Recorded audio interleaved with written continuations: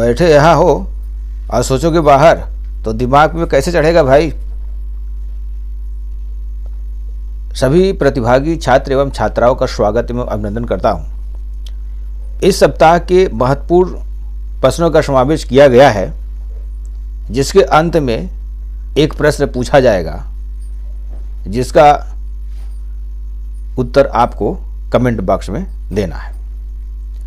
अब हम डेस्कटॉप पर चलते हैं। पहला प्रश्न है, किस बांध के पूरा होने से रावी नदी से पाकिस्तान की ओर पानी का प्रवाह प्रभावी रूप से रुक गया है। तो इसमें ऑप्शन नंबर ए दिया है रणजीत सागर बांध, ऑप्शन नंबर बी दिया है शाहपुर कंडी बांध, ऑप्शन नंबर सी दिया है चमेरा बांध और ऑप्शन नंबर डी दिया है भाखड़ा बांध। तो इसका उत्तर होगा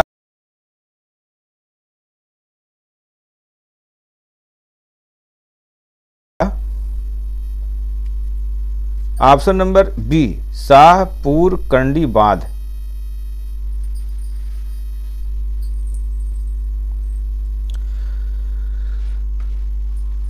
भारत ने पाकिस्तान में जाने वाले रावी नदी के पानी को आखिरकार पूरी तरह से रोक दिया है। भारत रावी नदी पर शाहपुर कंडी बैराज के पूरा होने का 45 साल से इंतजार कर रहा था। अब बैराज का निर्माण पूरा होने के बाद रावी नदी से पाकिस्तान की ओर जाने वाला पानी रोक दिया है। तो पंजाब जम्मू कश्मीर सीमा पर डेवलपमेंट जल आवंटन मामले में एक महत्वपूर्ण बदलाव का संकेत है कि जम्मू कश्मीर क्षेत्र को अब पाकिस्तान के लिए पहले से निर्धारित 1150 क्यूसेक पानी का अतिरिक्त लाभ मिलेगा। तो यह पानी सिंचाई के उद्देश्यों को पूरा करेगा, जिससे कठुआ और सांबा में 32,000 हेक्टेयर से अधिक जमीन को फायदा होगा। इसमें हम और ऑप्शन पर चर्चा कर लेते हैं। इसमें जो ऑप्शन नंबर ए दिया है रणजीत सागर बांध, तो इसे थीन बांध के नाम से भी जाना जाता है। और जो ऑप्शन नंबर सी दिया है चमेरा बांध, तो यह हिमाचल प्रदेश राज्य के चंबा जिले में डलहौजी शहर के पास स्थित है। जो ऑप्शन नंबर डी है भाखड़ा बांध, तो यह सतलज नदी पर बना है। इस बांध से हिमाचल प्रदेश के बिलासपुर जिले में गोविंद सागर नामक झील बना है। अब हम अगले प्रश्न की ओर चल रहे हैं।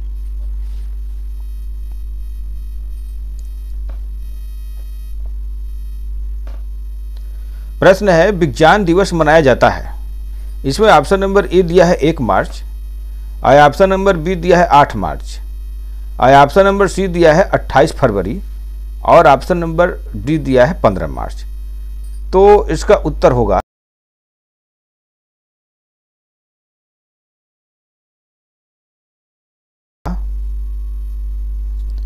ऑप्शन नंबर सी 28 फरवरी। 28 फरवरी को राष्ट्रीय विज्ञान दिवस मनाया जाता है। तो इसमें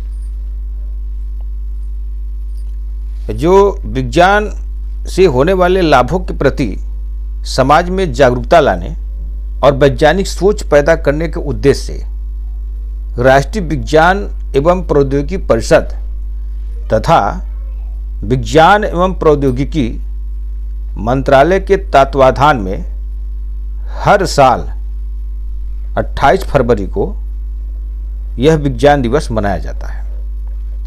तो राष्ट्रीय विज्ञान दिवस रमन प्रभाव की खोज के कारण मनाया जाता है।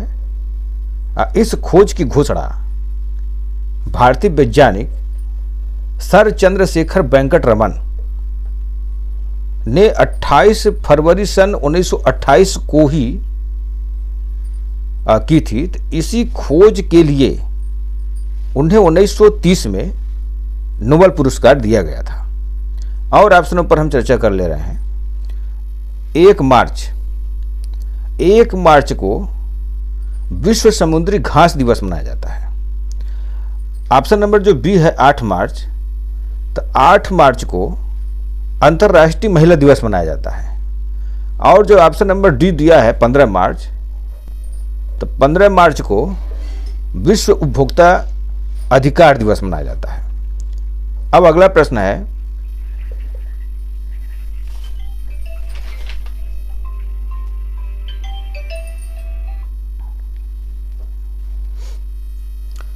सुनील भारती मित्तल को मानद नाइटहुड से किस देश ने सम्मानित किया? इसमें ऑप्शन नंबर ए दिया है ब्रिटेन, ऑप्शन नंबर बी दिया है नेपाल, ऑप्शन नंबर सी दिया है भूटान और ऑप्शन नंबर डी दिया है फ्रांस। तो इसका उत्तर होगा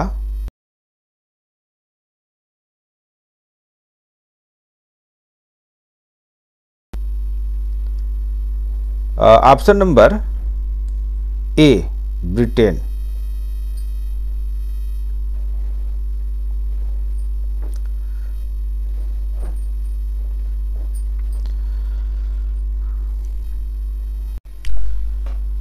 ब्रिटेन के राजा चार्ल्स तृतीय द्वारा यह सम्मान प्रदान किया गया। तो यह प्रतिष्ठित सम्मान पाने वाले सुनील भारती मित्तल भारत के पहले भारतीय नागरिक बन गए हैं। अब इन्हें इनके नाम के आगे सर की उपाधि प्रदान की जाएगी। अगला प्रश्न है,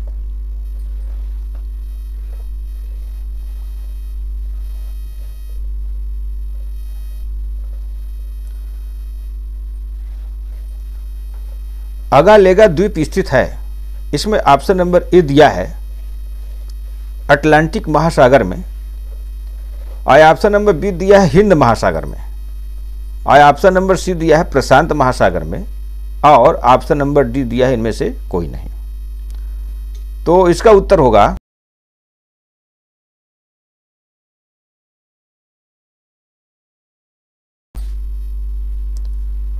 ऑप्शन नंबर बी हिंद महासागर में।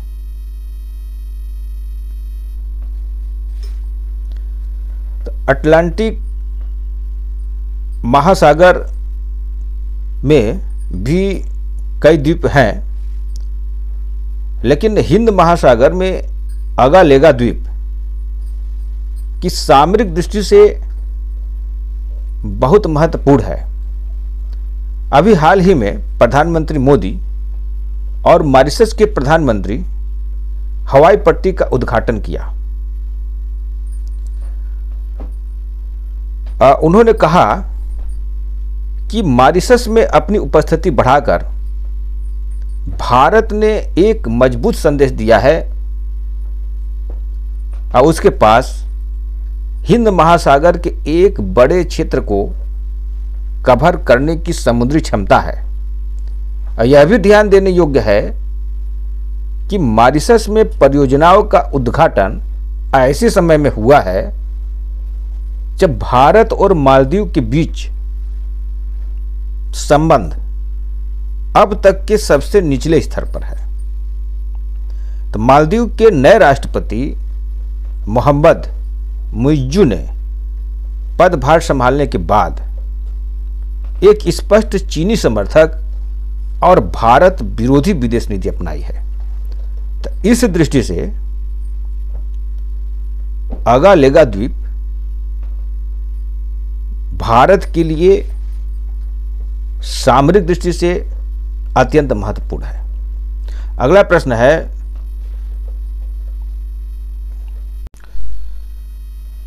माल्टा अंतर्राष्ट्रीय सौर गठबंधन में शामिल होने वाला कौन सा देश बन गया है? इसमें ऑप्शन नंबर ए दिया है 118वां, ऑप्शन नंबर बी दिया है 119वां, ऑप्शन नंबर सी दिया है 117वां और ऑप्शन नंबर डी दिया है 116वां।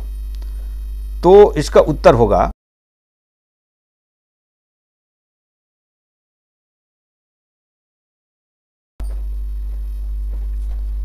Option number B 119वां। अंतर्राष्ट्रीय सौर गठबंधन की शुरुआत भारत और फ्रांस के संयुक्त प्रयास से हुई। इसका उद्देश्य सौर ऊर्जा को व्यापक रूप से अपनाने का बढ़ावा देकर जीवाश्म ईंधन पर वैश्विक निर्भरता को कम करना है।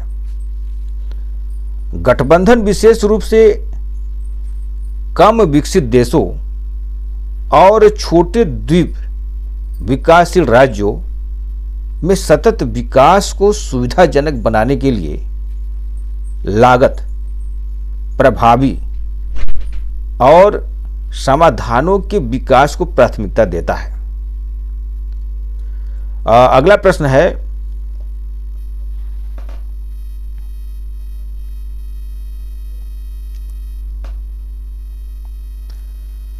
पर्यावरण आधारित कैप्चर पावर प्लांट देश का पहला संयंत्र कहां स्थापित किया जा रहा है? तो इसमें ऑप्शन नंबर ए दिया है सिंगरौली, और ऑप्शन नंबर बी दिया है इंदौर, और ऑप्शन नंबर सी दिया है इटावा, और ऑप्शन नंबर डी दिया है रायपुर। तो इसका उत्तर होगा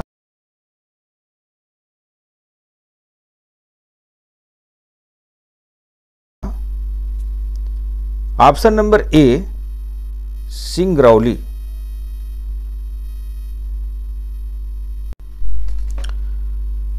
एनटीपीसी की सर्वाधिक विद्युत उत्पादन क्षमता वाली विंध्याचल परियोजना द्वारा पर्यावरण संरक्षण की दिशा में एक और कदम उठाते हुए सिंगरौली में कार्बन कैप्चर प्लांट की स्थापना की जा रही है। तो कार्बन कैप्चर प्लांट संभवतः देश का पहला ऐसा संयंत्र होगा जो किसी विद्युत संयंत्र में स्थापित होकर विद्युत संयंत्र से निकलने वाली हानिकारक कार्बन डाइऑक्साइड को शोषित कर उपयोगी मेथनॉल के रूप में परिवर्तित करेगा। तो विंध्याचल के कार्यकारी निदेशक सत्यप नी कुमार ने बताया कि इसका उपयोग संयंत्र के बॉयलर संचालन में ही किया जाएगा। अगला प्रश्न है,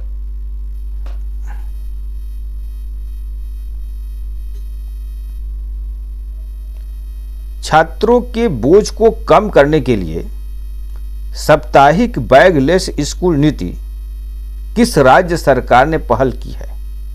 इसमें ऑप्शन नंबर ए दिया है छत्तीसगढ़, ऑप्शन नंबर बी दिया है उत्तर प्रदेश, और ऑप्शन नंबर सी दिया है गुजरात, और ऑप्शन नंबर डी दिया है मध्य प्रदेश। तो इसका उत्तर होगा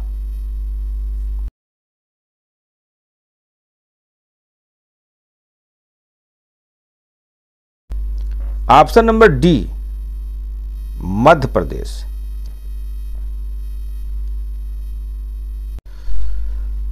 मध्य प्रदेश सरकार आगामी शैक्षणिक सत्र 2024-25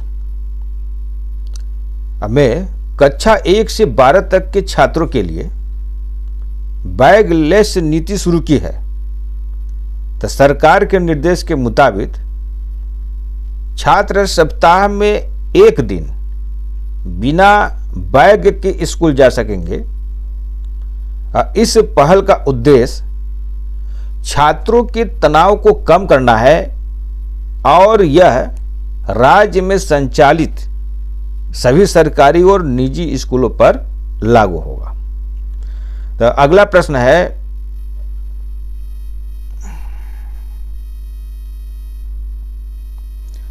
तूतीकोरिन बंदरगाह किस राज्य में स्थित है? इसमें ऑप्शन नंबर ए दिया है तमिलनाडु, और ऑप्शन नंबर बी दिया है गुजरात, ऑप्शन नंबर सी दिया है केरल, और ऑप्शन नंबर डी दिया है पश्चिम बंगाल। तो इसका उत्तर होगा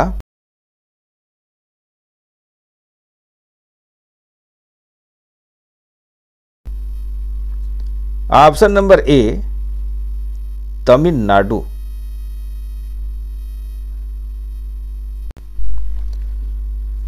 तुतीकोरिन बंदरगाह भारत के 12 प्रमुख बंदरगाहों में से एक है। यह तमिलनाडु राज्य में स्थित है। इसे 11 जुलाई 1974 को एक प्रमुख बंदरगाह घोषित किया गया। यह तमिलनाडु का दूसरा और सबसे बड़ा बंदरगाह और भारत में चौथा सबसे बड़ा कंटेनर टर्मिनल है। ऑप्शन नंबर जो बी है गुजरात।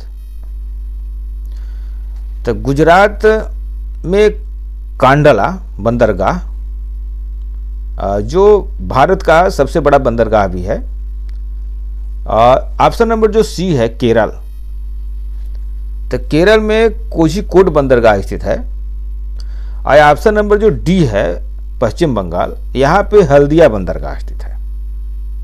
तो तुतीकोरिन बंदरगाह का इसका उत्तर होगा ऑप्शन नंबर ए तमिलनाडु। अगला प्रश्न है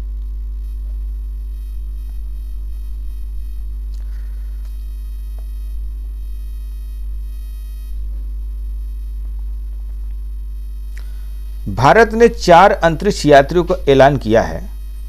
निम्न में से कौन अंतरिक्ष यात्री नहीं है? इसमें ऑप्शन नंबर ए दिया है Prashant Nair, option number B दिया है Angad Pratap, option number C दिया है अजित कृष्णन और ऑप्शन नंबर डी दिया है एस एस सोमनाथ। तो इसका उत्तर होगा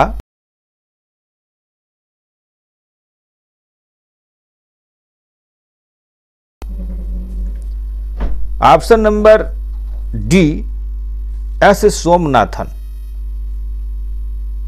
इसे प्रश्न दिया है कि कौन सा अंतरिक्ष यात्री नहीं है, इसलिए ऑप्शन नंबर डी होगा S Somanathan.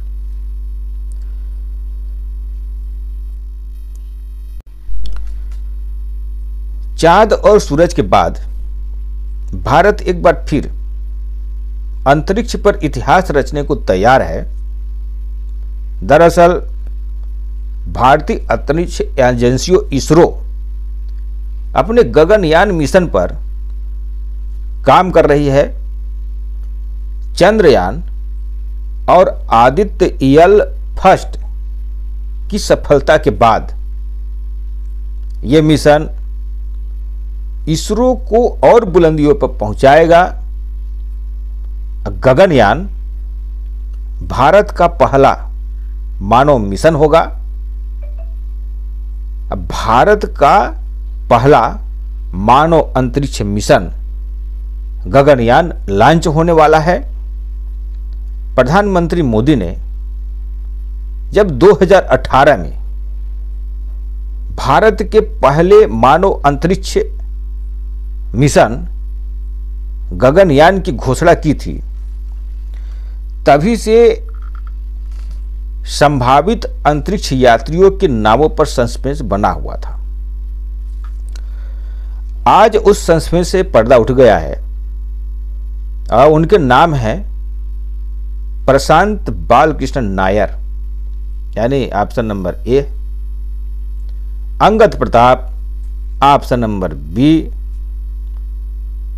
Ajit Krishnan option number C. इसमें एक ऑप्शन नहीं दिया गया है, वह ऑप्शन है विंग कमांडर शुभांशु शुक्ला। ये चौथे अंतरिक्ष यात्री होंगे, विंग कमांडर शुभांशु शुक्ला। जो ऑप्शन नंबर डी दिया है एस सोमनाथ, जो एस सोमनाथ हैं ये इसरो के वर्तमान अध्यक्ष हैं। अगला प्रश्न है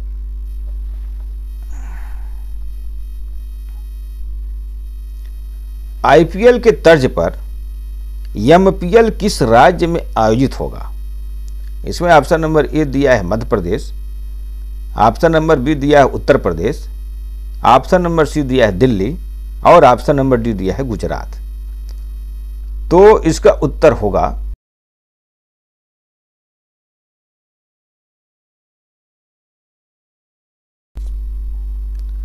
ऑप्शन नंबर ए मध्य प्रदेश।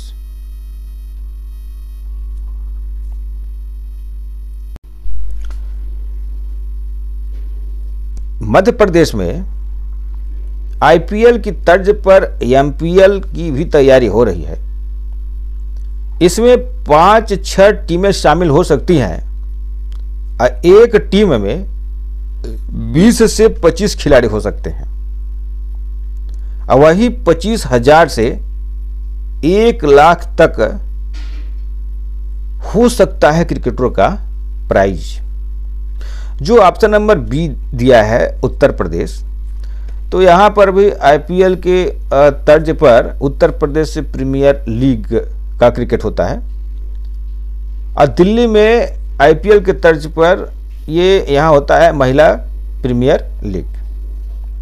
अगला प्रश्न है,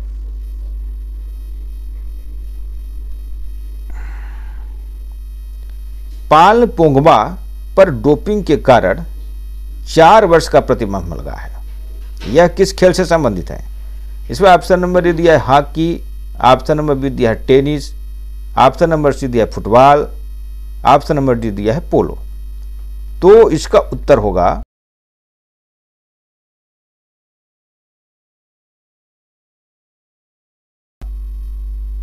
ऑप्शन नंबर सी फुटबॉल।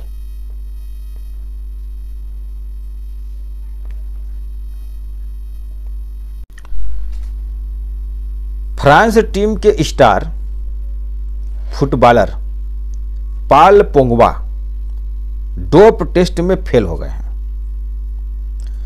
इस कारण उन पर अब 4 साल के लिए प्रतिबंध लगा दिया गया है।